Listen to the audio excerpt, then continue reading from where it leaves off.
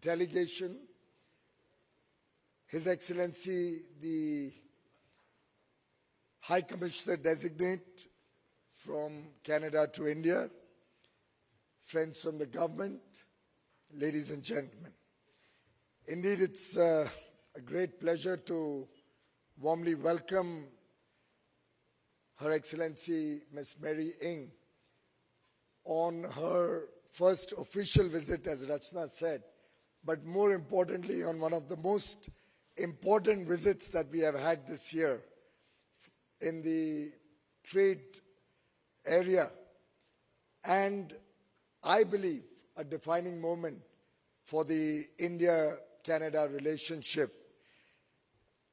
She has been championing the India-Canada relations over the last 2.5 years since she took up office in Canada, and undoubtedly is the reason why we could today decide to launch formal negotiations for a comprehensive economic partnership between Canada and India, and within that an enhanced partnership agreement covering areas where we both have shared interests, where we have an easier low-hanging fruit which can be captured in terms of an early harvest agreement.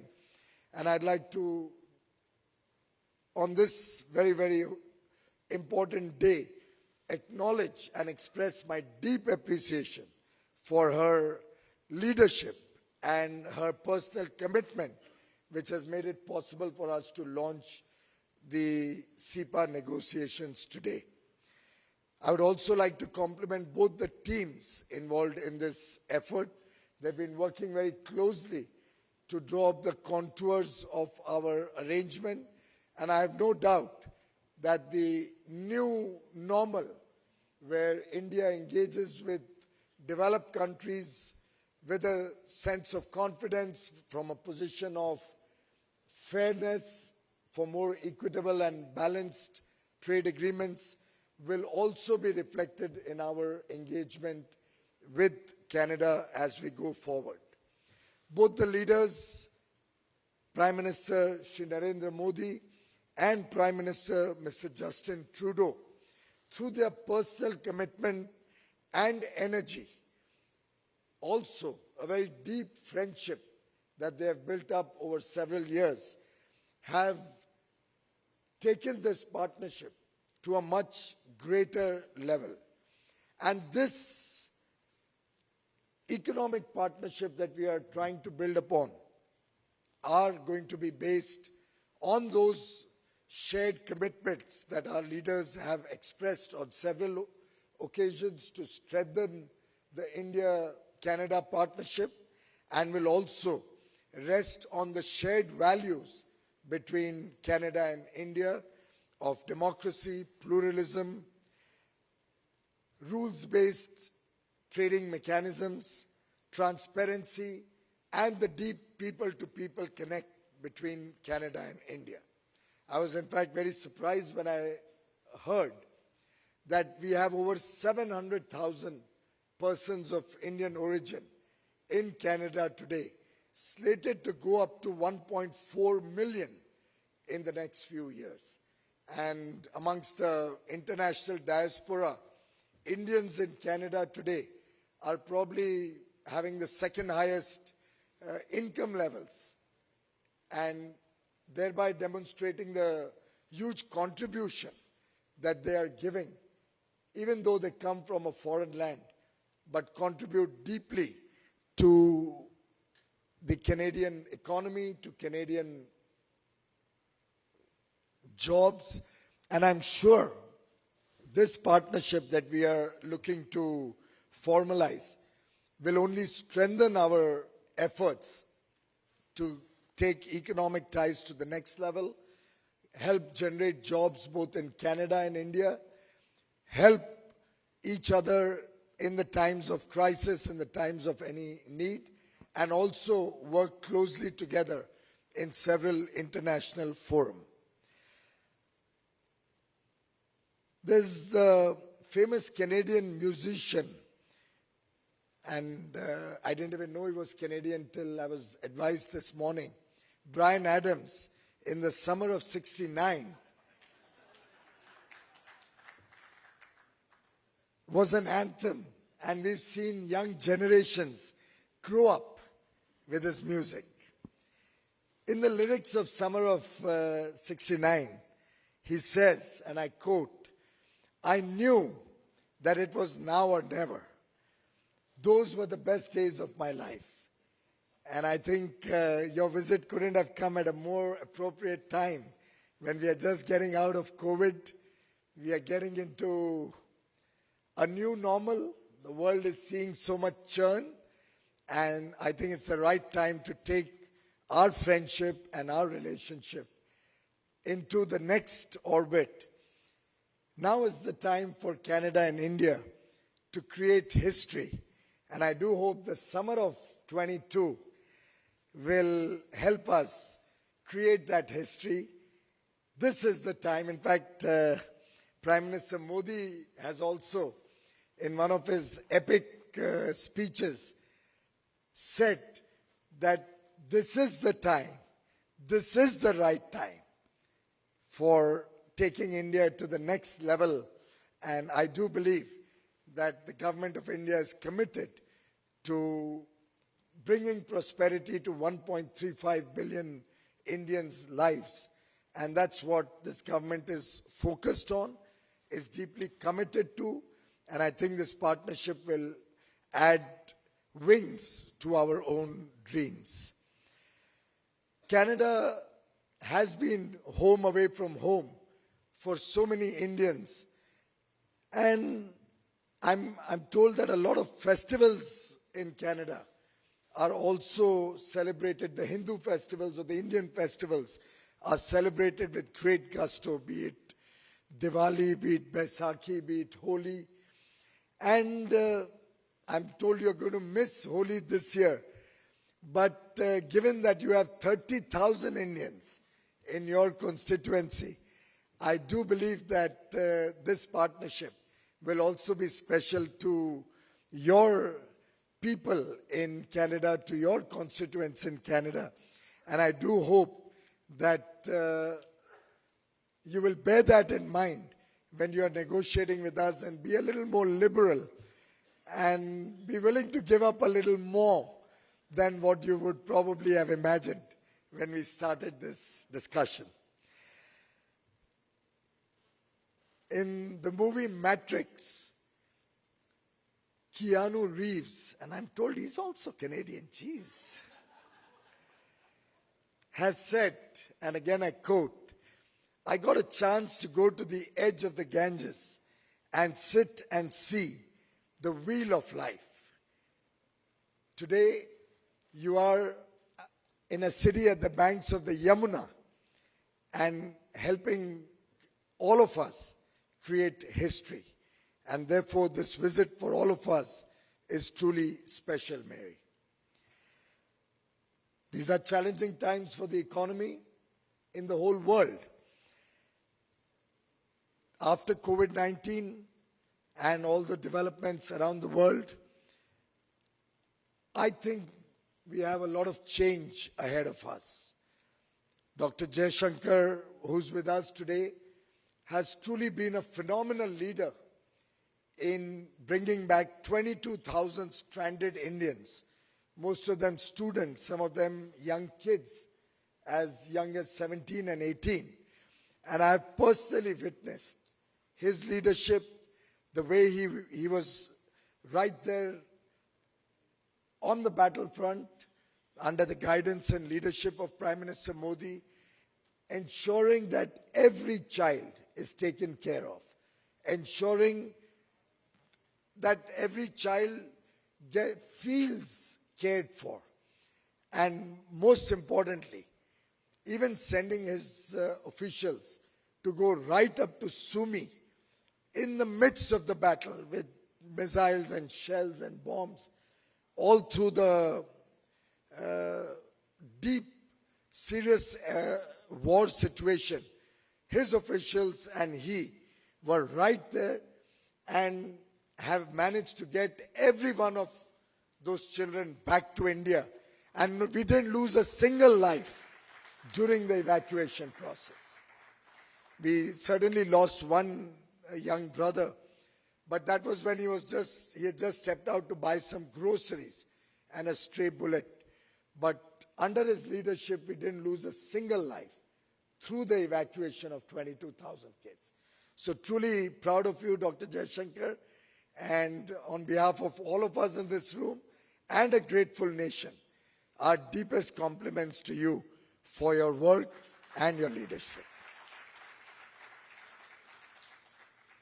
We've had very productive discussions with Mary at the 5th India-Canada Ministerial Dialogue on Trade and Investment, and amongst other things, also resolved a long-pending issue around pulses, which has somewhat been a matter of strain between Canada and India.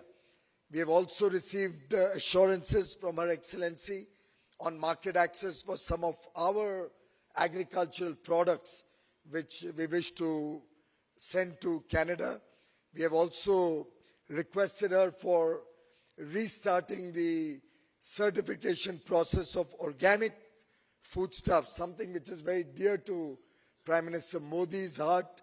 And we do believe the world, as it changes, as it evolves, is going to see a greater degree of work around natural farming, around organic farming, and we hope that we can look at Canada as a partner when India progresses in that direction. We are also, at this point of time, sitting on an economic revival that in many cases is the envy of many countries in the world.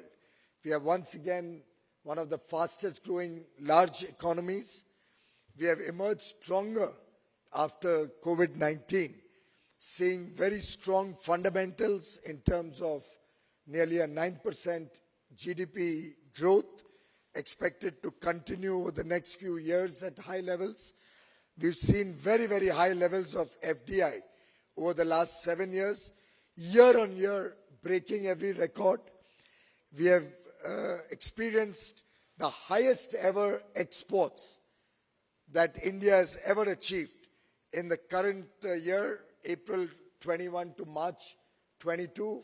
We are currently, as of 7th of March, sitting on exports of over $380 billion and well poised to cross 400 billion and probably closing the year at about 410 billion of exports on merchandise. On the services side, despite tourism, travel, hospitality not showing a good performance given COVID, we will again have a record services export upward of 240, possibly $250 billion, which will give us a collective contribution of about 25% of the GDP coming out of exports. And we do hope to continue to grow with this speed and let international trade, exports and imports both collectively become a very, very integral part of our economy going forward. Moody's recently upgraded India's ratings. We've seen robust GST collections over the last several months, and today we are proud of a very, very vibrant startup ecosystem.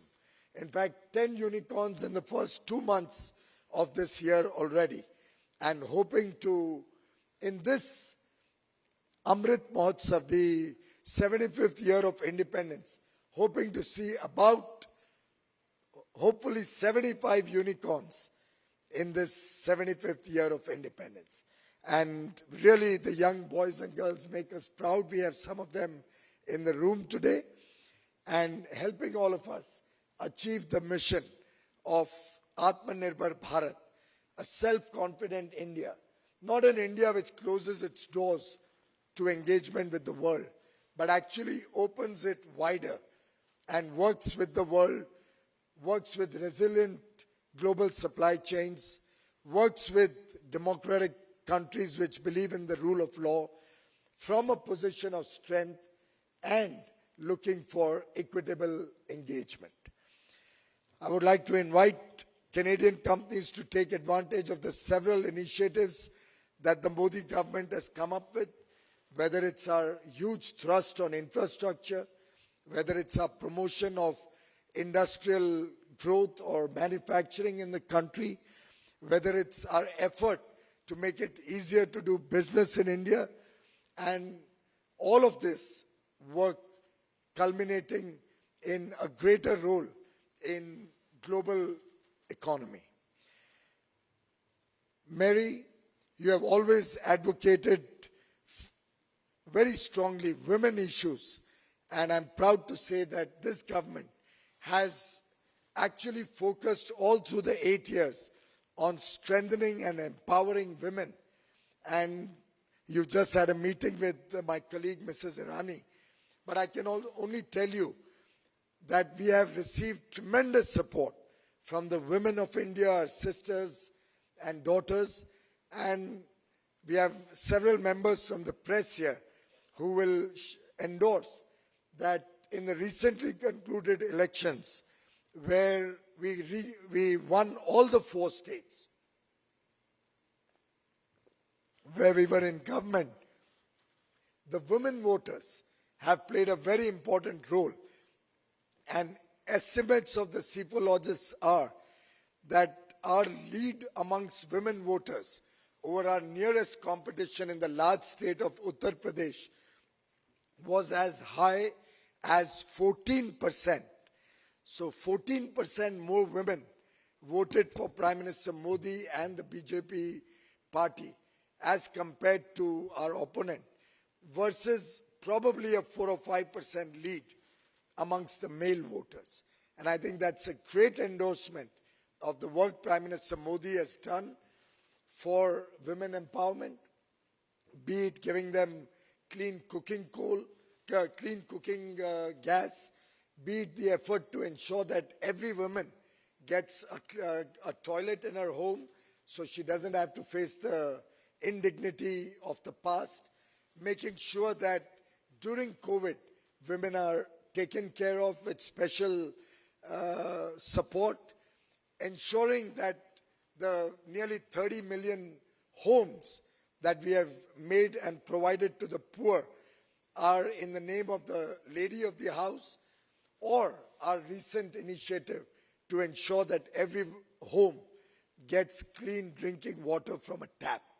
All of these initiatives, amongst many others like health care for 500 million Indians, electricity at every home, all of these initiatives have truly empowered our women, and I thought I'll share it with you because you have always been a very, very strong advocate for women.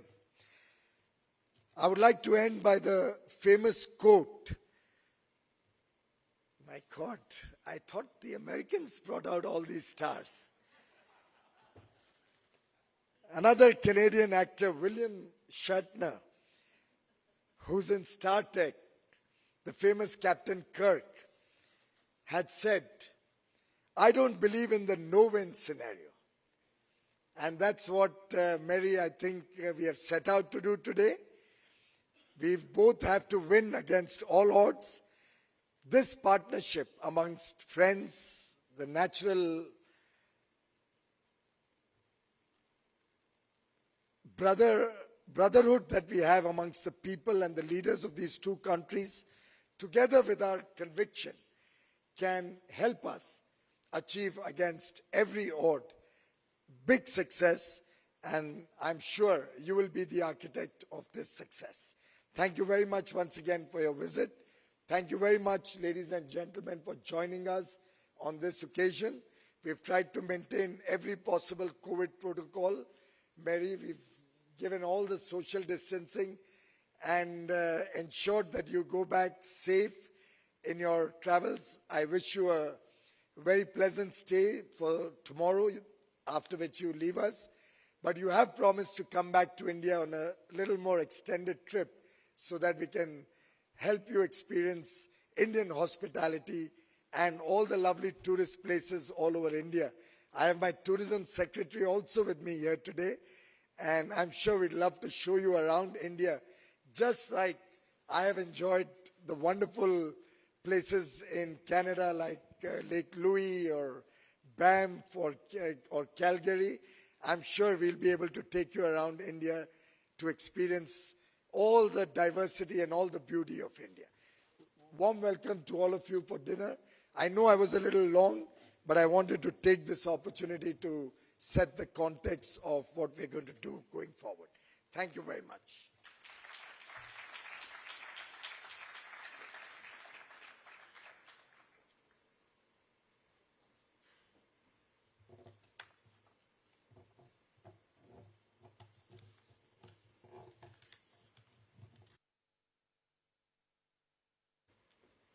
Thank you very much, sir. May I request the External Affairs Minister, Dr. Jaishankar, to please share his thoughts with us, sir.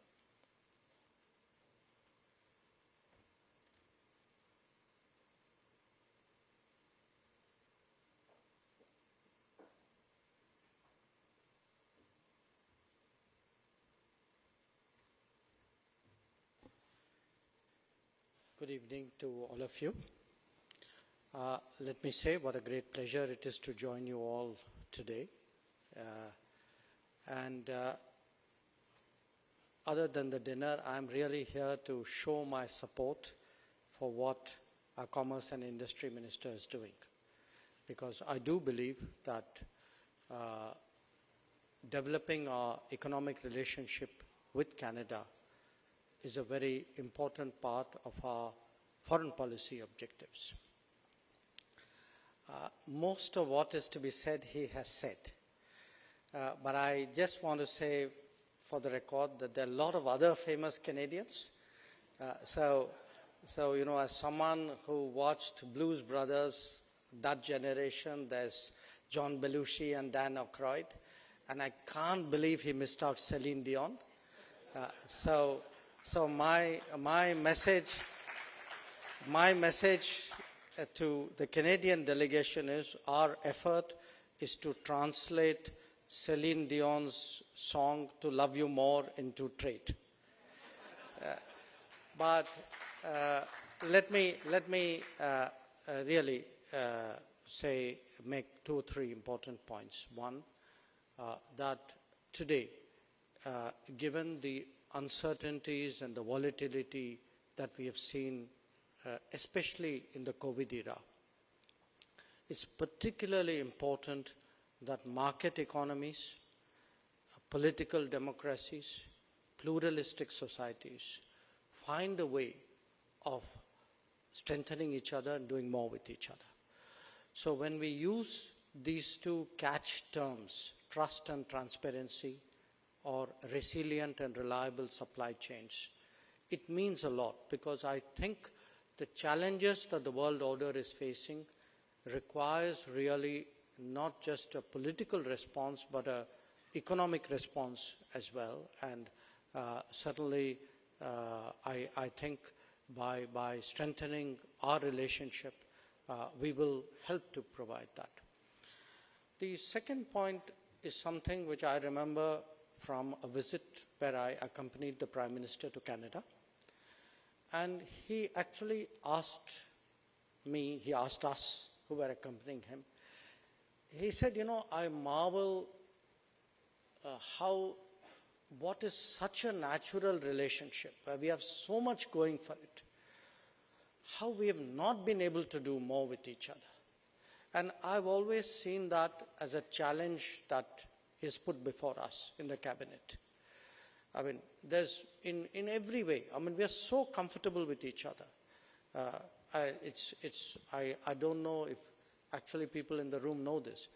You know, we have about a little more than 1 million Indian students. Piyush ji was referring to the 20,000 odd students that we brought back home from Ukraine. Globally, we have today more than 1 million students. The maximum number of students we have anywhere in the world is in Canada. So now, you know, I have I have sort of great trust in the instinct of students. Young people can sort of smell something which perhaps the older ones, we lose our sense of smell as we get along. But they see, they see opportunity, they see comfort, they read welcome when they look at their prospects. So to me, it's education, it's business, it's really a range of activities. And if you look at the big issues of the day, I really see a very strong convergence between us. So for me, there is an opportunity out there waiting to be exploited, but which in truth we must accept that we haven't done as much as we should have, we could have. I'm so glad today that your visit, Minister, is part of an effort to really get deadly serious about this relationship. And to me, deadly serious means at the end of the day, if you do more business with each other, politics will go up and down, other things will change. But business is business. It's the ballast of any relationship. And I truly believe that between you and my colleague and dear friend, Minister Piyush Goyal, you have the opportunity really today to change this relationship. I would very much hope that you take that, and I promise you from the Foreign Ministry side, we will be completely supportive of this. I will also say to all the Indians in the room, the real test of your commitment to this relationship is to visit Ottawa in winter. And that was the last time we met. It was December of 2019. By the way, almost every visit I made to Canada is in winter, so maybe that's proof of how strongly I feel about the relationship. But I wish your discussions all the best. And I do assure you that everything you do will make a difference, not only for our own relationship, but I think in this uncertain and difficult world that we have now entered into, it's important that two countries like us do more with each other and build a stronger relationship.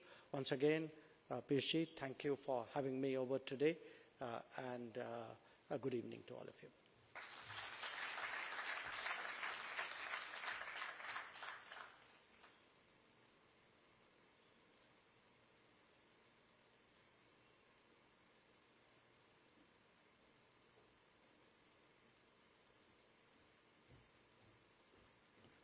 Thank you very much, sir.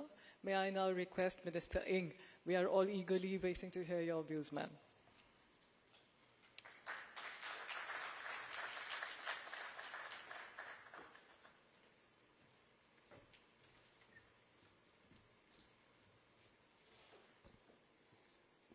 Well, thank you so very much.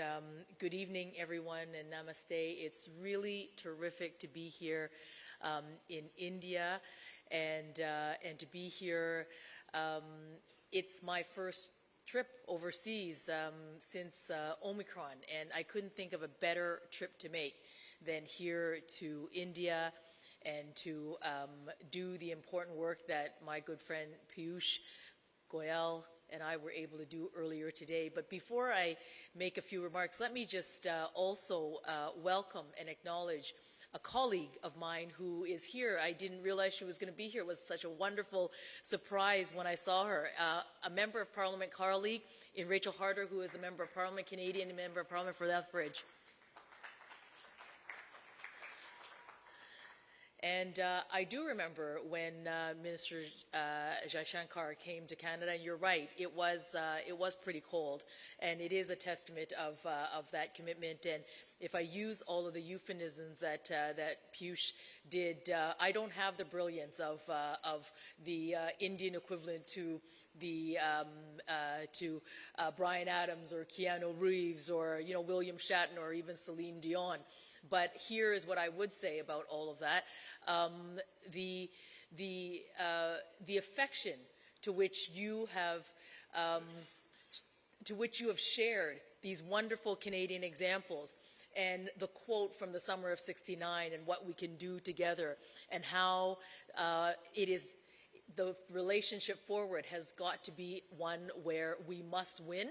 It is absolutely sentiments that I share. So thank you, dear friend, for that wonderful, for the wonderful sharing of, of household names, Canadian household names that are known globally. So that is so appreciated. Both Minister Jaishankar and Goyal spoke about the circumstances in which we all are in today in the world, and I must sort of say my part about that, because I do think we should acknowledge the circumstances in which we meet, which are quite difficult. The Russian invasion of Ukraine is a threat to world peace, and Canada unequivocally condemns this egregious invasion, which is a challenge to the rules-based international order. And, Canada has a very vibrant Ukrainian-Canadian community. They number about 1.3 million people, so the current events that are taking place in Europe are profoundly felt in homes and communities across Canada. And of course, alongside allies, Canada will always stand against authoritarianism and with a democratic Ukraine, and now and in the future. And to this, we speak about in defense of the international rules-based order, and countries like democracies like Canada and India. And I absolutely agree with my ministerial colleagues where there are absolute opportunities and alignment between our two countries. We all stand for Canada and India, the rules-based system, and what that provides for our businesses to thrive, for trade to thrive, and for us through a really good arrangement that both Minister Goyal and I today worked on, which is the relaunching of a comprehensive economic partnership between Canada, but starting with what Piyush and I thought would be a really nice way to start, which is let's go after an early progress trade agreement. It demonstrates a pragmatic way to which both of us can be working together. And I often sort of say, look, my job as Canada's trade minister, but also the small business minister, if I were to sum it up in a tagline, it's my job to help Canadian companies start up, scale up, and access new markets. I can't think of a better market. I can't think of better relationships. I can't think of better opportunities than right here in India. And the Prime Minister Trudeau has given me the mandate to diversify our trade, to grow our relationship, to build on the things that we have so much in common. And I think that in addition to the strong people-to-people ties, which Minister Goyal and Piyush talked about, it is also the terrific relationship that you and I have built over the last couple of years that we have been trade ministers. In fact, he is my elder by about 3 months as a trade minister, the commerce minister, but from day one, he and I found ourselves really on common ground. As Mr. Jaishankar said, this is really a relationship where there is ease to which we are able to work together. We have common values, we have democratic values, and we already have deep people-to-people ties. There are over 1 million Indo-Canadians in Canada. I represent a riding that has a very vibrant Indo-Canadian community. So when whether it is Diwali, whether it is Holi, whether it is Vaisakhi, I am celebrating there. In fact, I was saying to Piyush, I said, listen, when I tell my constituents about, about how you and I share greetings of Happy Diwali, they're heartened by that. They're heartened by this relationship. They're heartened by this again, another commonality to which we are sharing. And yes, I am missing Holi, but let me tell you, they're going to be happy that I'm here, and it will give me, you know, they will forgive me for missing Holi because I am here in India, and that's a good reason. One of the things that I learned as well as I was getting ready for this trip, and certainly the business community that is here, both on the Canadian side and on the India side, I need to congratulate you because this is very much your doing. I see many familiar faces here who over the last couple of years, we've only spent time with each other on these little tiny squares on a screen. But on those little tiny screens, we have done trade exchanges, we have put our businesses together, we have strengthened the opportunities between business associations, and just a couple of days ago, I launched a virtual trade mission, a women-led trade mission here to India. That is absolutely fantastic. It just says to me that we are being creative, and we're using the modalities that the virtual, that this pandemic has, it's created the opportunity for us to work in this modality, and I actually think that we can build from that. But the one wonderful unknown success is the investment, the commercial investment that Canadians have made in India. We have seen about a 50% increase over the past 5 years, right before 2020, and it now is about $65 billion of Canadian investment in India. What does that say? It says that, that the business opportunities are here, that the investment community in Canada finds there to be robust, good business opportunities and investment opportunities here in India. And I'm looking forward to doing more work on this front, and more work from the standpoint of working with your colleague, the finance minister, who I had an opportunity to meet as well today, to pursue discussions for a FIPA between Canada and India. It's excellent that we have seen this incredible inflow of investment from Canada to India, even without that. And as the minister and I were speaking about earlier, by having an arrangement like a FIPA, it only will strengthen and create that confidence that Canadian investors often tell me that they are excited for us to get to work and deliver that for them. As Piyush said earlier, we had our ministerial dialogue and trade and investment.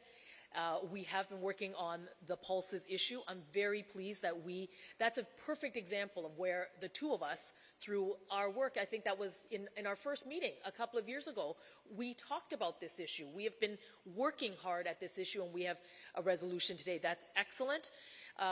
We also touched a whole range of issues in a ministerial trade and investment dialogue, which you would expect.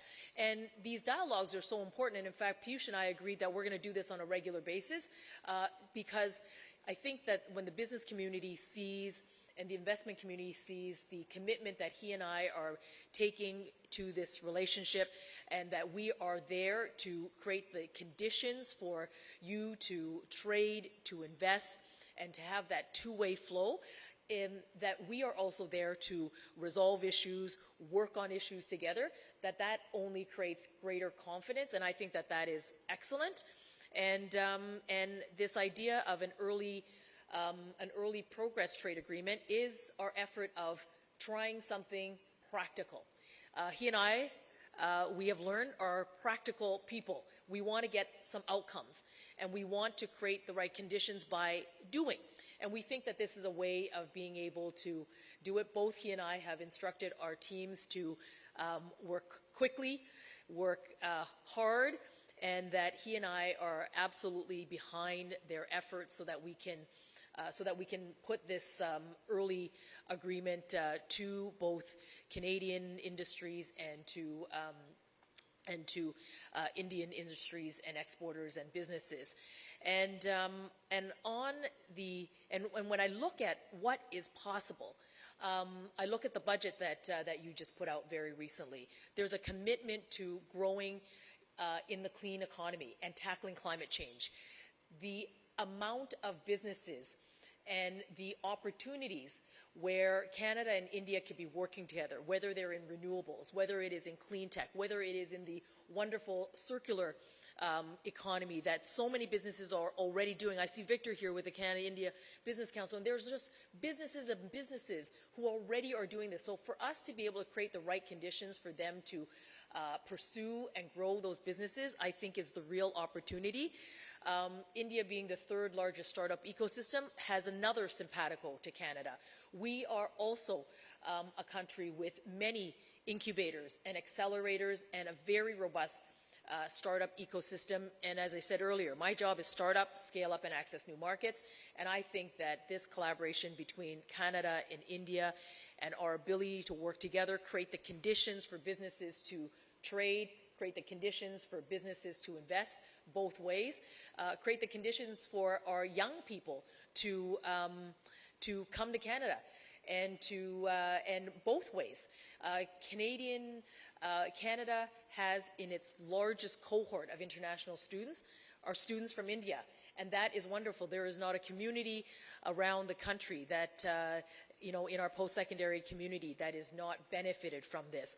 So I can literally go on from a longer list of all the things that we can do, but I think from hearing from me and from Piyush, and thank you so much to Minister Jai Shankar and your leadership in the Foreign Ministry, I think this collaboration and this relationship only has one way to go, and I think that that one way to go is up. And I think the way to go is also to win. And I'm looking forward to this continued work that we're going to do together.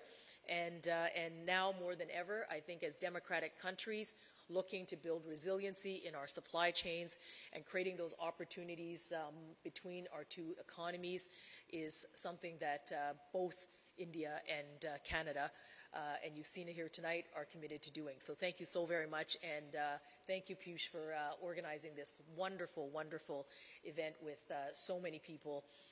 I'm very, very touched that you went to this trouble. So thank you.